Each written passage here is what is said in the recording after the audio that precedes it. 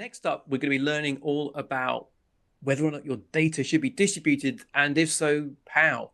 Rob Reid is Cockroach Labs technical evangelist and a software developer from London, England. He's written back-end, front-end, and messaging software for law enforcement, travel, finance, commodities, sports betting, telecoms, retail, and the aerospace industries. He's also the author of Practical Cockroach, database for APRESS, and Understanding Multi-Region Application Architecture, and Cockroach for O'Reilly.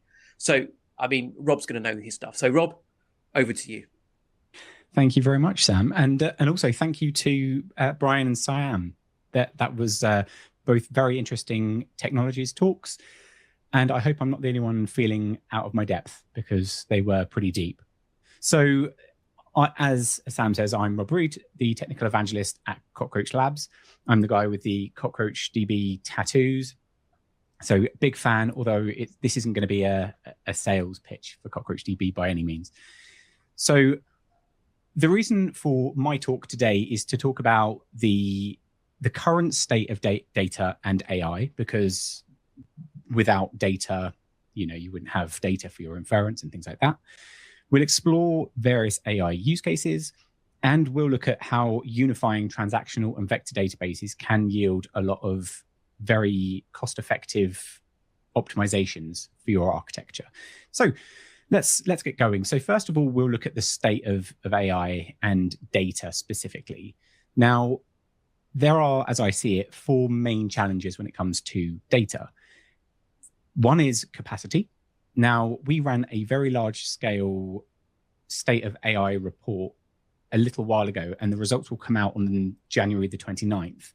In that report, one of the key things that I've lifted from that is that 83% of practitioners say that their AI and data workloads will outstrip their capacity for data infrastructure within the next year to 18 months. Now, that tells me that the industry as a whole isn't quite ready for what's about to come. Next, we have consistency challenges. If you can't build a reliable agent on shifting ground, and if you introduce, as agents do, variability into the way they reason, depending on temperature, etc., what they reason about has to be rock solid, or otherwise your errors are going to compound. Next, we have resilience challenges. So resilience is of fundamental importance to any of these systems, be they AI or otherwise. If you build on top of a flaky system, everything on top of it is going to be flaky too. And finally, there are the complexity challenges. So bolting on AI capabilities into an aging infrastructure specifically is going to be very complex. So moving on. This is a very high-level architecture diagram. Not everyone's architecture will look like this, but the components that make it up are going to be familiar to you. So we've got users, an application, and somewhere at some point is going to be a database. Now, what we're looking at here is a very simple architecture, but agents are going to add a hell of a lot of traffic to this situation. And in 2024, the amount of bot traffic on the internet actually surpassed human traffic. So this is only going to increase. Now, when it comes to capacity challenges, scaling a traditional monolithic or single writer instance database is quite a big operation. You have to take it offline, at which point you might, if you're physically managing your infrastructure, you're opening it up, you're tinkering with the CPU, with the memory, with hard disk, etc. Even if it's in the cloud, you're still looking at a maintenance window. Now, all of the humans and agents that are connected to your database at this point are offline. And if in order to bring it back online again, you then scale it back up again, you turn everything back on, and at that point, everything rushes back. And you've got a stampede of humans and agents. This is also a lot of connections against a single point of failure. Contrast that to a distributed database that's built to be horizontally scalable, and the story looks quite different.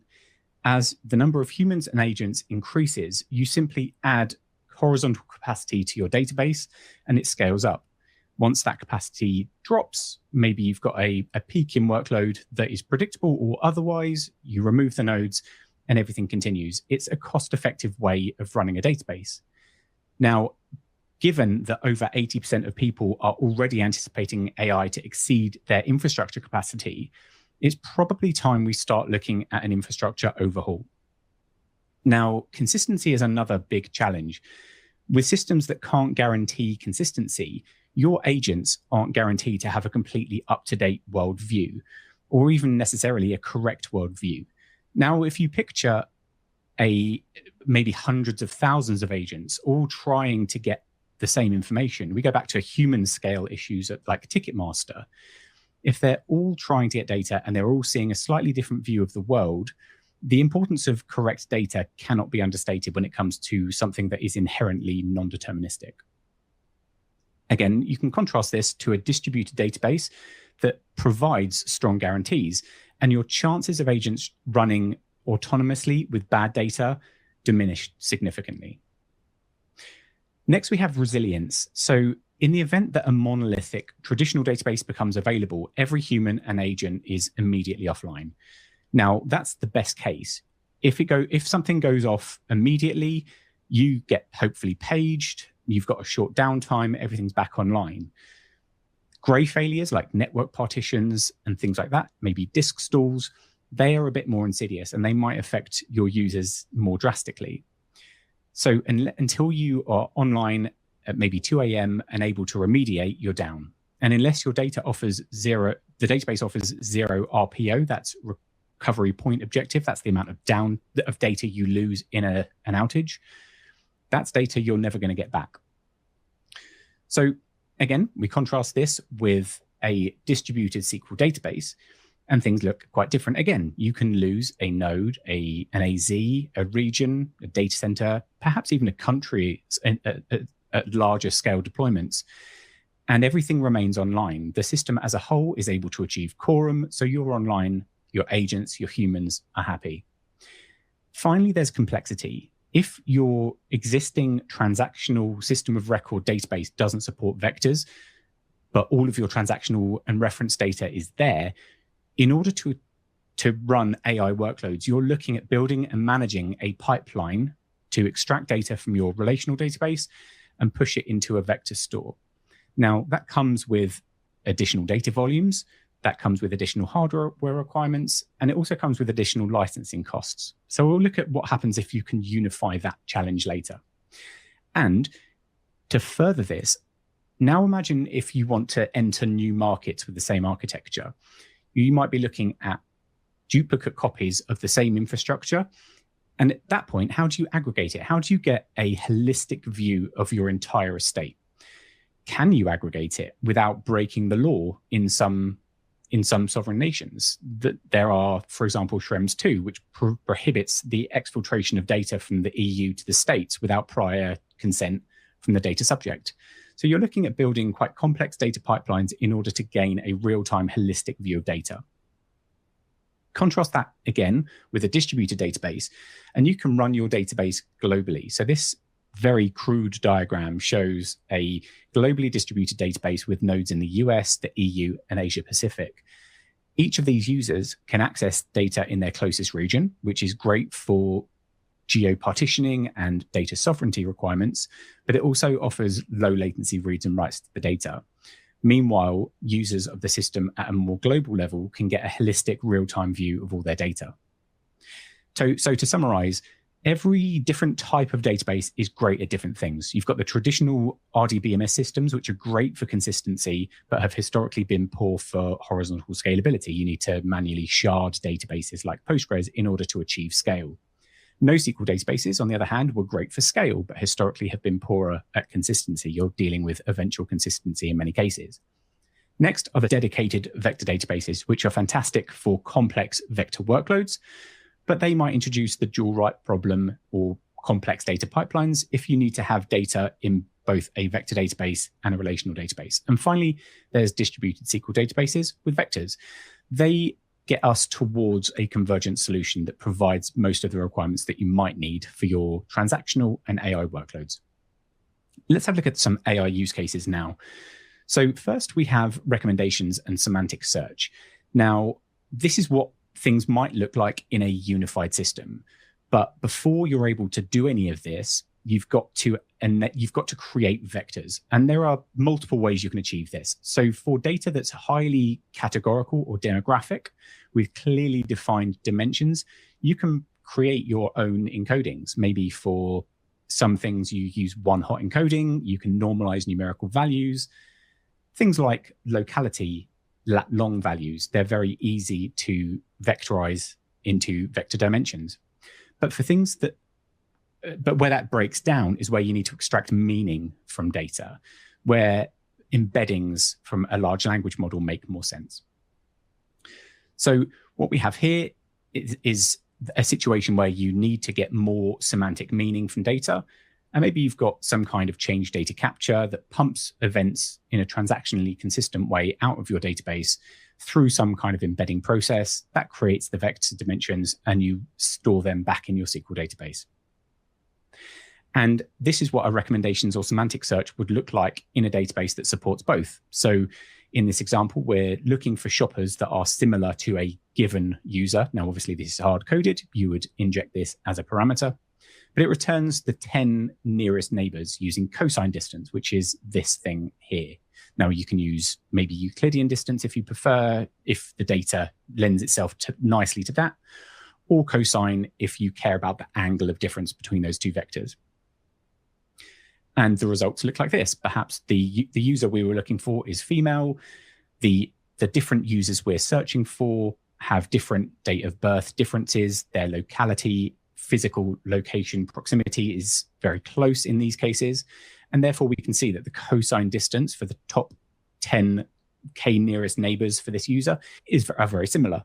Now, this allows us to say these users here were buying these kinds of products. And that allows us to provide recommendations to that user. Next, we have retrieval augmented generation, RAG. Now, RAG involves more moving parts. So you'll need to fetch data and embed it.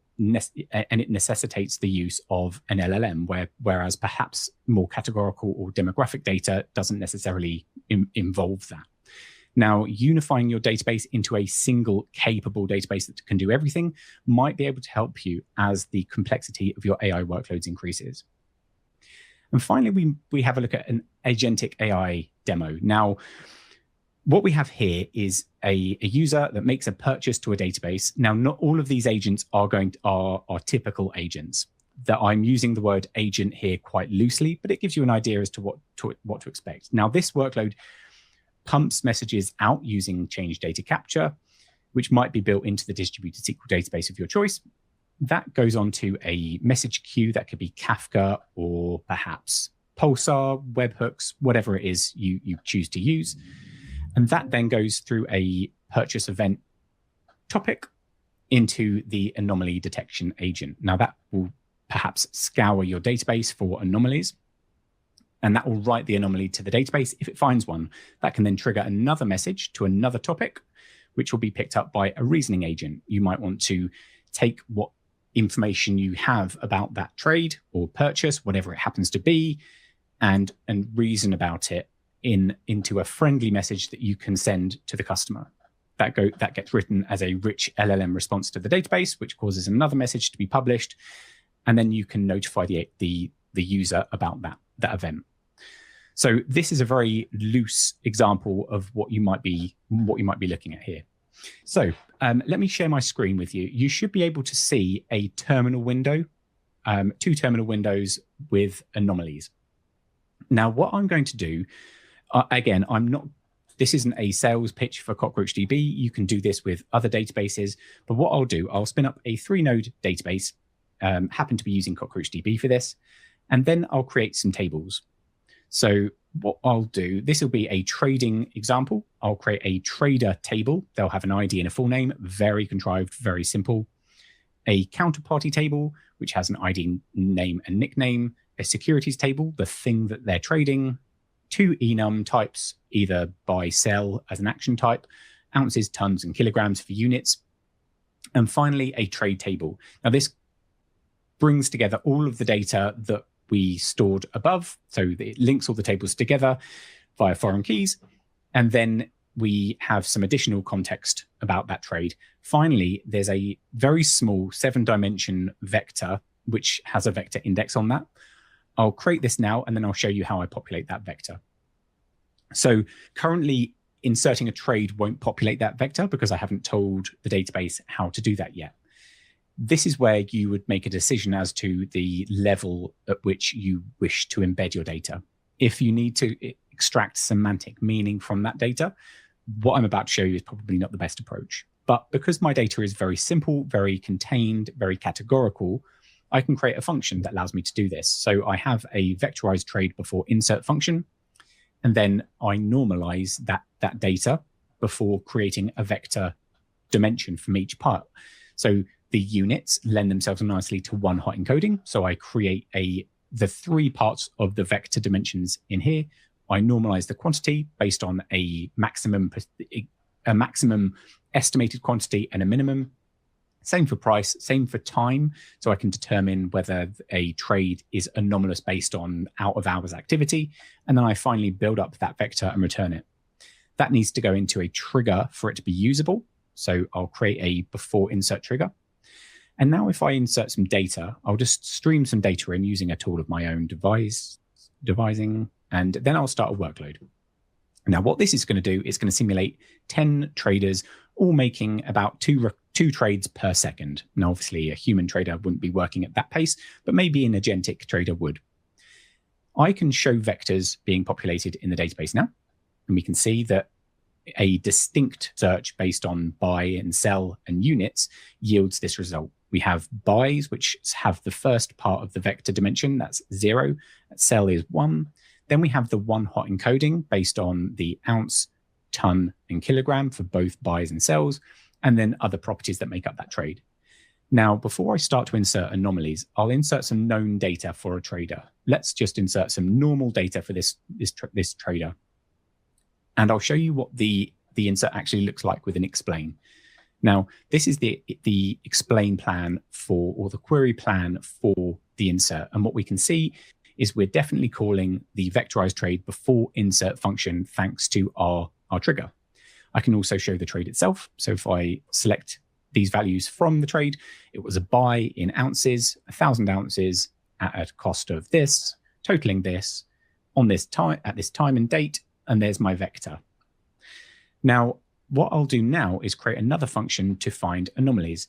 This is using a blend of SQL, and you'll see down here, this is using Euclidean distance or L2 distance.